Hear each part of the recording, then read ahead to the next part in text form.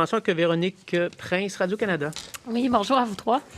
Évidemment, il y a deux grandes questions probablement que les gens se posent. Je vais commencer par la première. Le port du masque, autant pour la population en général que pour les jeunes à l'école. Quand allez-vous le lever? Allô, peut-être... Nous ne prévoyons pas lever le port du masque actuellement. Ça demeure une mesure très efficace pour réduire la contagion et nous le recommandons toujours. Nous le recommandons au gouvernement puis évidemment à la population et nous souhaitons qu'il reste ainsi au moins jusqu'au 14 mars et on verra par la suite. Le passeport vaccinal, parce que là, il y a des provinces comme la Saskatchewan, je pense dès la semaine prochaine, il n'y aura plus de passeport vaccinal. Est-ce que ça va être encore justifié au Québec de l'avoir? Docteur Boileau, je pense que c'est la même approche qu'on veut prendre avec le masque. De garder en ce moment les conditions. En fait, ce qui nous permet de faire le déconfinement, beaucoup, c'est l'espace dans les hôpitaux qu'on a créé, mais aussi le fait d'avoir un passeport vaccinal et le masque.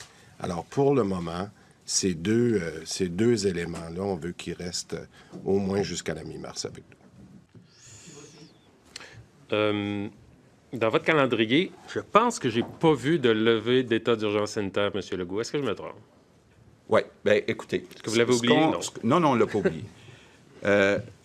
14 mars, ça va être la fin de l'essentiel des mesures.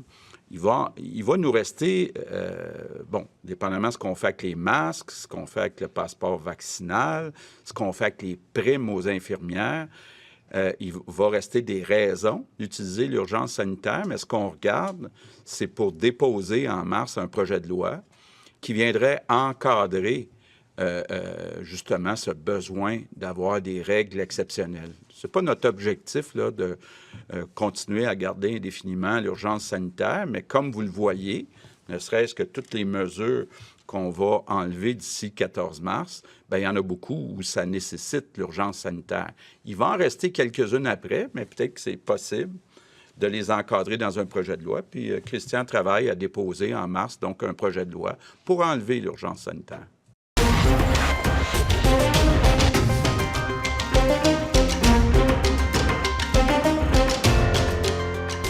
Surveillés en permanence par des caméras intelligentes à reconnaissance faciale capables de mettre une identité sur un visage en temps réel, les Chinois sont désormais aussi tous notés.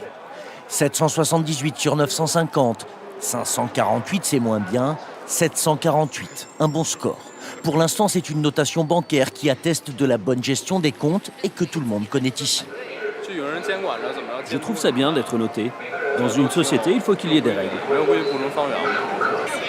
Ces notes, ça nous oblige à bien nous comporter. Ça peut vous paraître effrayant, mais en Chine, c'est comme ça, on a l'habitude. De toute façon, on n'a pas le choix. Car Pékin veut mettre tout le monde au pas et aller plus loin d'ici 2020. Il y aura de bons et de mauvais citoyens grâce au rassemblement de centaines de données provenant de banques, sociétés privées et des autorités. En utilisant le plus de données possible, c'est ce qu'on appelle le big data, ce système jouera un rôle important pour la reconstruction morale de la société. Pour ce faire, tout sera passé au peigne fin.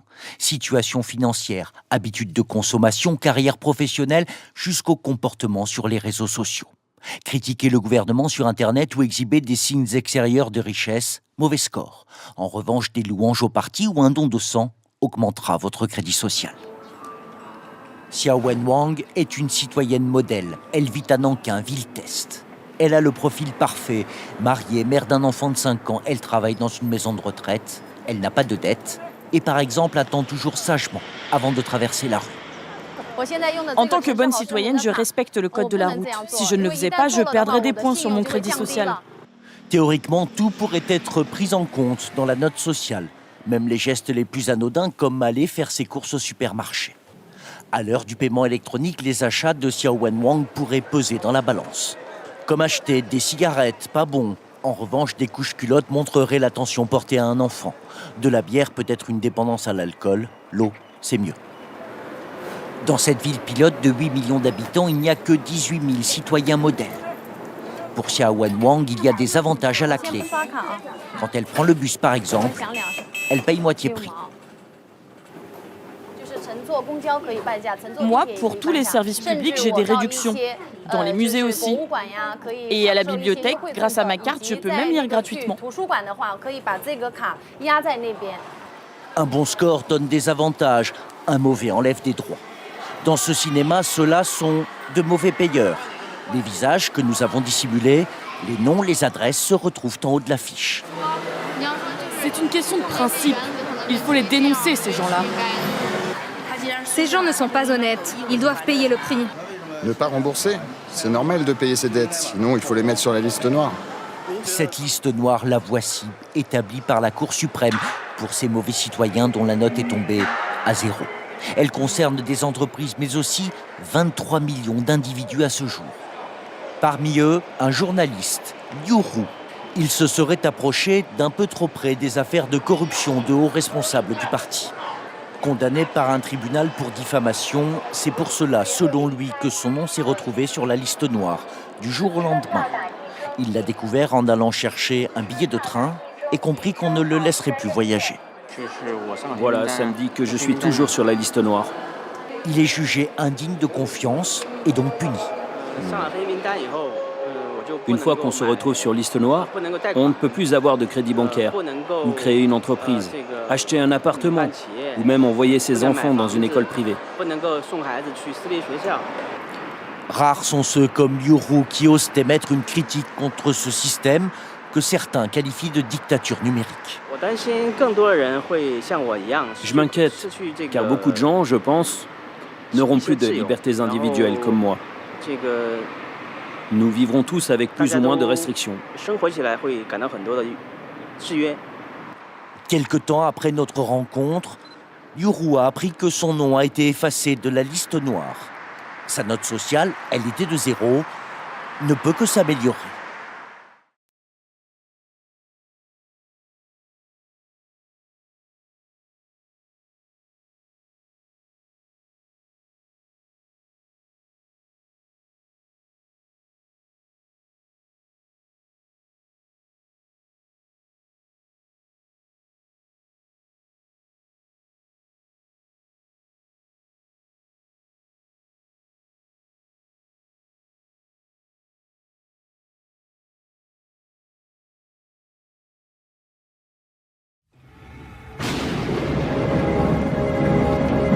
Il y a un mystère insaisissable